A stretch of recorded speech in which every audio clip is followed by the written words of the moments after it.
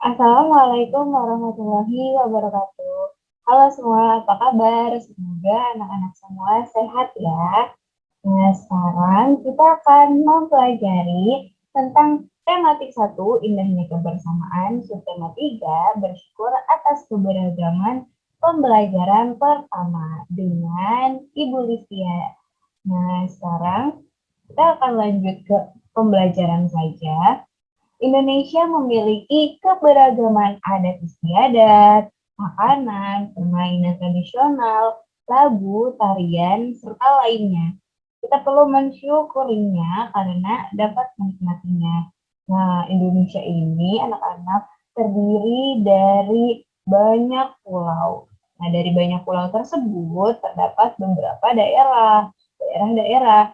Setiap daerah memiliki karakteristiknya tersendiri termasuk keberagaman adat, kemudian rumah tradisional, makanan tradisional, tari tradisional, dan lainnya.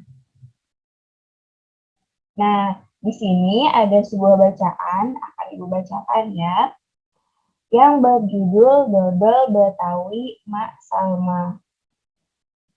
Sebentar lagi kota Jakarta akan berulang tahun. Seperti tahun-tahun sebelumnya, Pak Salma menerima banyak pesanan. Mas Salma adalah pembuat dodol tradisional Betawi di kampungnya. Biasanya ketika menyambut ulang tahun kota Jakarta, banyak pertokoan yang mengadakan festival Betawi. Makanan Betawi menjadi jajanan di festival. Ada kerak telur, bir peletok, dan dodol Betawi menjadi primadona makanan dalam menyambut Dirgahayu Jakarta. Sudah sejak seminggu yang lalu, Mak Salma bekerja keras. Ia dan beberapa ibu-ibu tetangganya membuat adonan dodol, ketan, gula merah, gula pasir, dan santan dicampur menjadi satu. Membuat dodol Betawi membutuhkan kerjasama. Tidak hanya perempuan, laki-laki pun terlibat dalam pembuatannya. Biasanya, Mas Salma dan ibu-ibu menyiapkan bahan, memarut kelapa, menumbuk beras ketan. Nah, adonan tersebut dituang kawa, lalu diaduk hingga kental. Proses mengaduk ini dilakukan terus-menerus selama 8 sampai 12 jam. Pembuatannya memang berat dan lama. Oleh karena itu, pembuatan dodol Betawi membutuhkan kerja sama. Untuk memenuhi pesanannya, Mbak Salma selalu melibatkan tetangga-tetangganya. Mbak Salma ingin rezeki yang diperolehnya dari dodol Betawi tidak dirasakan sendiri. Mbak Salma juga ingin dodol Betawi selalu dikenal. Ia ingin warga di sekitarnya juga ikut melestarikan makanan tradisional milik kampung sendiri.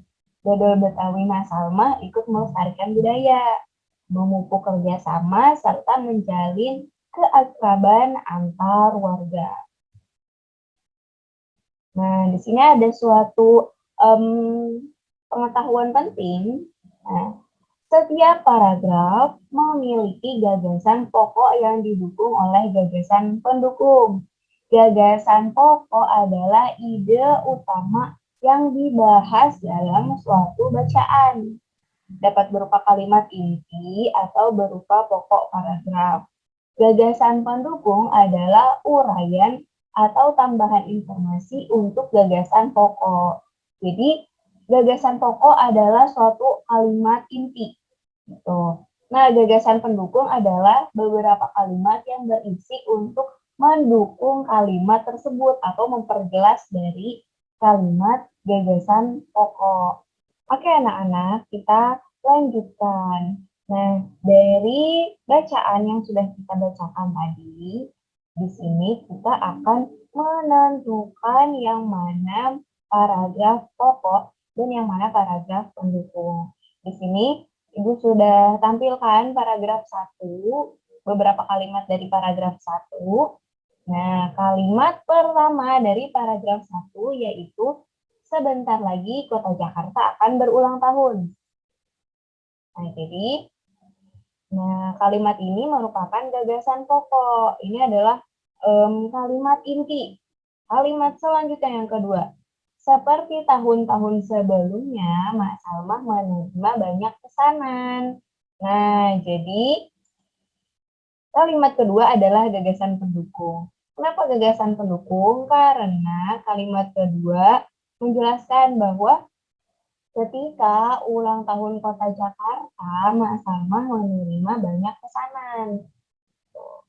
Selanjutnya, kalimat ketiga juga merupakan gagasan pendukung. Gagasan pendukung dari kalimat ketiga berisikan Mak Salma adalah pembuat dodol tradisional Betawi di kampungnya. Nah, jadi kalimat ketiga menjelaskan atau mendukung kalimat pertama karena Mak Salma adalah pembuat dodol. Dan ketika Jakarta berulang tahun, Mak Salma mendapat banyak pesanan. Gitu. Kalimat yang keempat. Nah, kalimat keempat juga termasuk gagasan pendukung.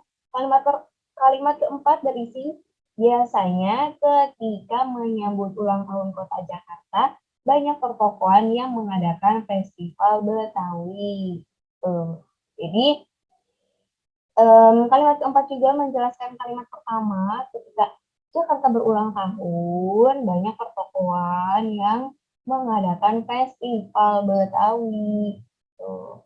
Selanjutnya, kalimat kelima, makanan Betawi menjadi jajanan di festival. Nah, kalimat kelima ini merupakan gagasan pendukung. Gagasan pendukung dari masih bahas yang kalimat pertama. Karena kalimat pertama gagasan pokok atau inti dari paragraf tersebut. Makanan Betawi menjadi jajanan di festival. Karena ketika Jakarta ulang tahun, banyak toko yang mengadakan festival. Nah, di toko-toko yang mengadakan festival itu banyak jajanan. Gitu. Nah, selanjutnya kalimat keenam juga termasuk gagasan mendukung karena menjelaskan apa sih yang sebenarnya dijual di jajanan festival tersebut. Ada kerak telur, biranak peletok, dan dodol Betawi menjadi primadona makanan dalam menyambut Dirgahayu Jakarta. Oke, itu dia dari paragraf 1 gagasan pokok dan gagasan pendukungnya. Sekarang kita lanjut ke paragraf kedua. Nah, ini dia. Paragraf kedua, kalimat pertama. Sudah sejak seminggu yang lalu, Mak Salma bekerja keras. Nah, kalimat pertama ini merupakan gagasan pokok, kalimat inti. Kalimat selanjutnya yang kedua. Iya, dan beberapa ibu-ibu tetangganya membuat adonan dodol. Nah, jadi Mak Salma bekerja keras karena membuat adonan dodol. Tuh, itulah kenapa kalimat kedua merupakan gagasan pendukung. Kalimat ketiga, ketan, gula merah, gula pasir, dan santan dicampur menjadi satu. Nah, kalimat ini adalah gagasan pendukung. Selanjutnya, membuat dodol Betawi membutuhkan kerja sama. Kalimat keempat juga termasuk gagasan pendukung karena di sini kalimat keempat menjelaskan bahwa membuat dodol itu butuh bekerja sama. Membuat dodol yang dibuat oleh Mak Salma. Gitu. Selanjutnya, kalimat yang kelima, tidak hanya perempuan. Itu merupakan gagasan pendukung, menjelaskan. Jadi, kerjasamanya itu tidak hanya perempuan. Nah, di kalimat keenam, laki-laki pun terlibat dalam pembuatannya. Ini juga termasuk ke gagasan pendukung. Tuh. Nah, kalimat yang ketujuh, biasanya Mak Salma dan ibu-ibu menyiapkan bahan, memarut kelapa, dan menumbuk beras ketan. Nah, kalimat ketujuh ini adalah gagasan pendukung, termasuk gagasan pendukung juga. Selanjutnya, kalimat ke-8. Adonan dituang awal, lalu diaduk hingga kental. Nah, ini juga termasuk gagasan pendukung. Karena menjelaskan adonan dodol tersebut yang dibuat oleh Mak Salma. Selanjutnya, kalimat ke-9, proses mengaduk ini dilakukan terus-menerus selama 8 hingga 12 jam. Itu merupakan gagasan pendukung. Dan kalimat ke-10 dari paragraf 2, Pembuatannya memang berat dan lama. Oleh karena itu, pembuatan dodol Betawi membutuhkan kerja sama. Itu merupakan gagasan pendukung juga. Nah, selanjutnya kita lanjut ke paragraf ketiga. Nah, ini dia paragraf ketiga. Nah, pada paragraf ketiga, kalimat pertama, untuk memenuhi pesanannya, Mak Salma selalu melibatkan tetangga-tetangganya. Nah, itu merupakan gagasan pokok. Kita lihat lagi kalimat kedua, Mak Salma ingin rezeki yang diperolehnya dari dodol Betawi tidak dirasakan sendiri. Tuh. Nah, jadi kalimat kedua mendukung kalimat pertama karena Mak Salma tidak mau rezekinya hanya dirasakan sendiri. Ia ingin tetangga-tetangganya juga merasakan atau mendapatkan rezeki dari pembuatan dodol. Tuh. Selanjutnya kalimat ketiga, Mas Salma juga ingin dodol Betawi selalu dikenal. Itu termasuk gagasan pendukung. Selanjutnya yang kalimat keempat, ia ingin warga di sekitarnya juga ikut melestarikan makanan tradisional milik kampung sendiri. Nah, termasuk gagasan pendukung karena menjelaskan pembuatan dodol. Yang kelima, dodol Betawi, Mas Salma ikut melestarikan budaya, memupuk kerjasama, serta menjalin keakraban antar warga. Nah, itu juga termasuk ke gagasan pendukung. Oke, anak-anak. Itu tadi kita sudah menentukan yang mana merupakan gagasan pokok dan yang mana merupakan gagasan pendukung. Selanjutnya, aku suka sekali makan nasi uduk dengan irisan bawang goreng dan telur dadar. Itu makanan tradisional Betawi. Apa makanan favorit daerahmu? Apakah kamu juga menyukai makanan khas daerah lain? Bagaimana pendapatmu dengan beragamnya makanan khas negeri kita? Karena negeri kita itu terdiri dari banyak pulau, sehingga banyak pula daerah-daerah, maka setiap daerah punya makanan tradisionalnya. Nah, di sini ada salah satunya makanan tradisional Betawi, yaitu nasi uduk. Nah, siapa yang suka nasi uduk juga? Nah, ada beberapa banyak masakan tradisional, termasuk salah satunya rendang. Nah, rendang dari Sumatera Barat, rendang juga menjadi salah satu makanan yang diakui oleh negara lain, merupakan makanan yang enak. Tuh, suka adik-adik dengan rendang? Suka ya. Oke, kita lanjut. Tahukah kamu bahwa banyak sekali makanan khas daerah di negeri kita ini? Berikut adalah beberapa contohnya. Ayo kita kenali beberapa di antaranya. Nah, ini dia anak-anak. Ada sego jamblang. Nah, sego itu artinya nasi jamblang. Nasi jamblang dalam bahasa Indonesia adalah makanan khas dari Cirebon, Jawa Barat. Nama jamblang berasal dari nama daerah di sebelah barat kota Cirebon. Itu berarti sego jamblang ini dari Cirebon. Selanjutnya ada nasi pecel. Nah, nasi pecel ini adalah sarapan kesukaan masyarakat Madiun, Jawa Timur. Nah, kita tinggal di daerah Tangerang Selatan yang berdekatan dengan Jakarta. Jakarta punya makanan khas nasi uduk. Kita biasa sarapan dengan nasi uduk ya. Nah, tetapi kalau di Jawa Timur ini, di Madiun, sarapannya dengan nasi pecel. Selanjutnya, ada lontong sayur. Nah, lontong sayur ini sangat mudah kamu temui di Jakarta dan Jawa Barat sebagai menu sarapan favorit. Nah, selain nasi uduk, lontong sayur juga mudah ditemui. Biasanya penjual nasi uduk juga menjual lontong sayur. Selanjutnya ada nasi kerawu. Nasi kerawu adalah makanan khas kota Gresik yang terbuat dari campuran nasi dan daging sapi dengan kadar minyak yang cukup tinggi. Wah, anak-anak ada yang pernah cobain nasi kerawu? Selanjutnya ada nasi gudeg. Dalam bahasa Jawa disebut sego gudeg. Nah, sego gudeg ini adalah makanan favorit di Yogyakarta. Jadi, nasi gudeg ini sudah terkenal ya menjadi makanan ciri khas Yogyakarta. Nah, untuk anak-anak sendiri berasal dari daerah mana kamu? Dan apa sih makanan khas dari daerah kamu? Coba cari tahu ya. Di beberapa daerah, makanan tradisional ditawarkan penjual dengan berkeliling kampung. Terkadang mereka berteriak atau membunyikan alat menawarkan makanan tersebut. Suaranya nyaring terdengar. Ingatkah kamu bahwa bunyi memerlukan penghantar untuk bisa terdengar? Media penghantar untuk perambatan bunyi adalah udara, zat cair, dan benda padat.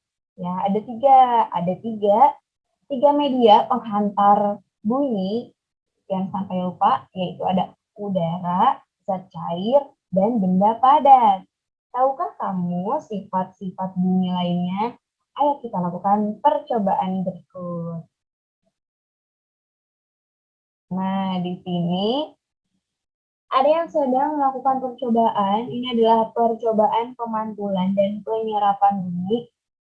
Maksudnya, Ibu, suara bisa dipantulkan dan diserap. Iya, betul. Suara bisa dipantulkan dan bisa diserap. Dengan apa dipantulkan dan dengan apa bisa diserap? Kita pelajari sekarang. Nah, percobaan ini bertujuan membuktikan macam-macam bunyi pantul melalui percobaan terhadap bunyi berbeda-beda sederhana dalam ruangan. Jadi, ingin membuktikan macam-macam bunyi pantul terhadap benda-benda yang ada di sekeliling kita, yang di ruangan. Alat dan bahan yang digunakan ada piring kaca, piring plastik, piring kaleng, gabus, 2 tabung kertas, beberapa buku, dan arloji yang berdetak. Nah, ini dia langkah kerjanya. Langkah kerjanya sama seperti yang ditampilkan di gambar ini ya. Yang pertama, susunlah 2 baris buku dengan ketinggian yang sama. Letakkan tabung-tabung di atas buku dengan hati-hati. Pegang arloji di telingamu. Dengar baik-baik untuk meyakinkan bahwa kamu mendengar bunyi detak arloji. Letakkan arloji ke dalam salah satu tabung. Dengarkan dari ujung tabung yang lain. Apakah kamu dapat mendengar bunyi detakan jarum arloji? Minta temanmu untuk memegang piring atau benda lain di ujung tabung yang lain. Apakah sekarang kamu dapat mendengar bunyi detakan jarumnya? Nah, setelah kita melakukan percobaan, kita akan menjawab pertanyaan di sini. Yang pertama, apa yang terjadi dengan gelombang bunyi pada tabung kedua jika kamu meletakkan piring kaca? Yang terjadi dengan gelombang bunyi pada tabung kedua ketika meletakkan piring kaca terdapat suatu pantulan suara dari piring kaca. Jadi kan arloji kita dengarkan, kemudian ditaruh di salah satu tabung dan ada juga piring kaca. Nah, dari piring kaca tersebut terdapat suatu pantulan suara dari arloji. Tuh. Nomor kedua, ketika piring kaca diganti dengan piring gabus yang empuk, apa yang terjadi? Ketika piring kaca diganti dengan gabus yang empuk, apa yang terjadi? Jelaskan. Nah, ketika piring kaca diganti dengan gabus yang empuk, yang terjadi adalah suaranya menjadi lebih rendah karena suara tersebut terserap oleh gabus. Gabus yang empuk itu bisa menyerap suara. Itu anak-anak. Nah, contohnya seperti ketika kamu ada di ruangan bioskop.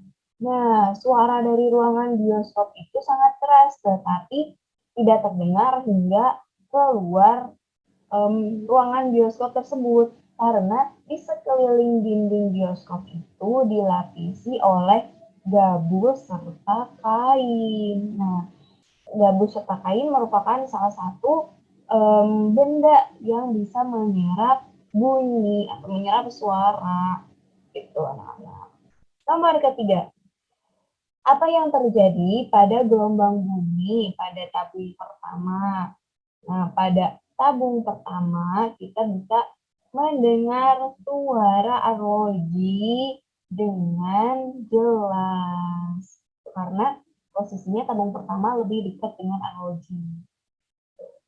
Oke, anak-anak kita lanjut. Nah, di sini kita bisa ambil kesimpulan, yaitu yang pertama, bunyi sebagai sebuah gelombang memiliki sifat dapat dipantulkan dan diserap. Bunyi akan dipantulkan dengan baik jika mengenai benda-benda yang keras seperti permukaan dinding batu, semen, besi, kaca, dan seng. Yang ketiga, bunyi akan diserap jika mengenai benda-benda yang lunak seperti gabus, kapas, dan spons contohnya. Oke anak-anak, itu adalah pembelajaran kita hari ini. Terima kasih karena sudah belajar bersama Ibu Lucia. Jangan lupa di-like videonya dan komen juga subscribe. Dadah, sampai ketemu di pembelajaran selanjutnya.